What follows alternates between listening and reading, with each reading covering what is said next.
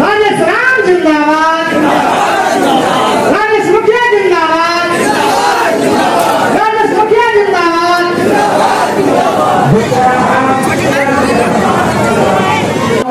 कि बेगूसराय एक गुलशन के मानिंद है, जहाँ हर आने वाले लोग गुलदस्ते के मानिंद रहते हैं।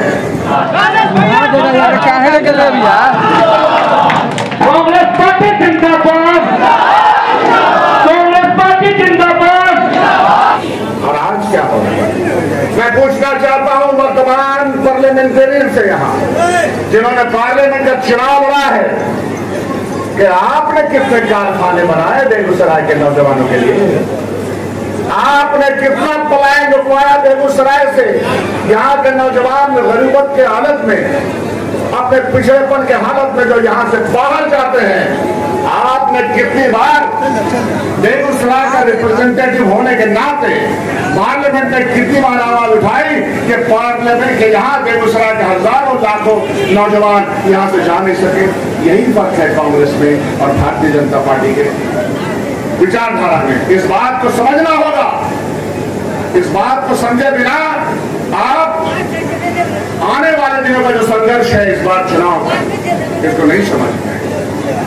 हमने बार बार कहा है कि दो नारे हैं, राहुल गांधी जी का ये दो नारा है। ये नारा है सामाजिक न्याय का।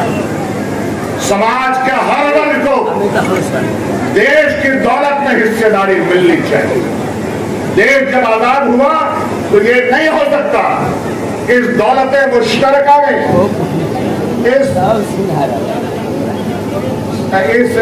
ये जो हमारे पास संसाधन है, इस संसाधन पे तमाम वर्गों का अधिकार न हो। राजनीतिक तौर पर भी, सामाजिक तौर पर भी, शैक्षणिक तौर पर भी ये अधिकार जरूरी है, तभी देश तरक्की करता है। राहुल गांधी जी यही बात घूम घूम करके देश में कह रहे हैं। राहुल गांधी जी यही कह रहे हैं कि सामाजिक न्याय और वो दीपक जो मैंने कहा, वो शम्मा जो रोशन हो, जो समाज के हर वर्ग में हो। बेगूसराय का आज का अजलास बहुत तारीखी है और उसी परिप्रेक्ष्य में, उसी पस मंजर में, सामाजिक न्याय के परिप्रेक्ष्य में आज आप सब लोग यहाँ जमा हुए हैं। हम आपको इस्तकबाल करते हैं, आपको धन्यवाद देते हैं कि बेगूसराय में पिछड़ा समुदाय का बुनियादी तौर पर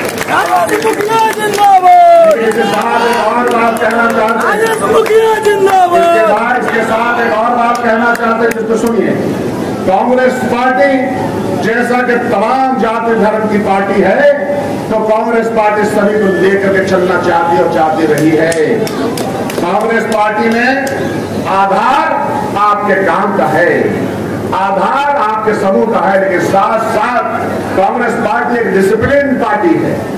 अगर ये डिसिप्लिन पार्टी नहीं होती तो 100 साल से जो हम 1885 से लेकर अपना कारवा जो आगे बढ़ा रहे हैं, ये कारवा नहीं बढ़ता। एक स्ट्रक्चर्ड पार्टी है और इसके नेताओं ने हमेशा बात की है कि सबको लेके चलो। जो दूसरा शेर हमने कहा था, आबे हयात लेके चलो, कायनात लेके चलो, चलो तो सारे जमाने को साथ में। ये इसीलिए कहा था कि तरक्की की रोशनी शम्मा के तौर पर हर घर में चलनी चाहिए, लेकिन साथ साथ लेके चलना चाहिए। भारतीय जनता पार्टी से यही फर्क है, कांग्रेस पार्टी किसी को छोड़ती नहीं है, पीछे नहीं छोड़ती है, तरक्की में आगे बढ़ाती है। और ये तरक्की तभी होगी जब कल कारखाने खोले जाएंगे, जब इंडस्ट्रियलाइजेशन होगा और साथ साथ सामाजिक न्याय की धारा हर घर में बहेगी। भारतीय जनता पार्टी ने, माननीय प्रधानमंत्री ने सिवाय वादे और झूठ के आपके बीच में क्या किया है, मैं उसको विस्तार से जानना नहीं चाहता। आज तो आप सब लोग जानते हैं, वोट चोरी के आधार पर जितनी भी सरकारें जब भी बनाई जाएंगी, तो जब उनको ये पता है कि वोट चोरी के आधार पर सरकारें बन सकती हैं, तो जनता के लिए काम क्यों करना है, जनता के नौकरी का काम क्यों करना है, जनता के सामने किए गए वादों को फरामोश कर देना है, उसको वफा क्यों करना है। इसलिए कि वोट चोरी के आधार पर सरकारें बनाई जा रही हैं। झूठे वादे और वोट चोरी के आधार पर बनाई जा रही है। राजेश जी जो हमारे अध्यक्ष हैं, जो राहुल गांधी जी की बातों को अक्षरशः चाहते हैं कि बिहार में उसका पालन हो।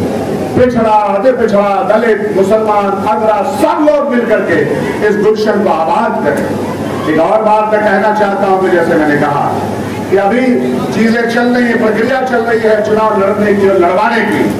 इस लड़ने और लड़ाने में पार्टी हर चीज का फैसला सोच विचार के करती है और साथ साथ यह भी करती है कि जनता की आवाज को भी सुनती है। जनता के मुख्तलिफ आवाजें हैं जो सामने आती हैं, लेकिन जब कोई एक फैसला हो जाए तो कसम खाइए कि उसी फैसले के साथ हम रहेंगे। ये जरूरी है।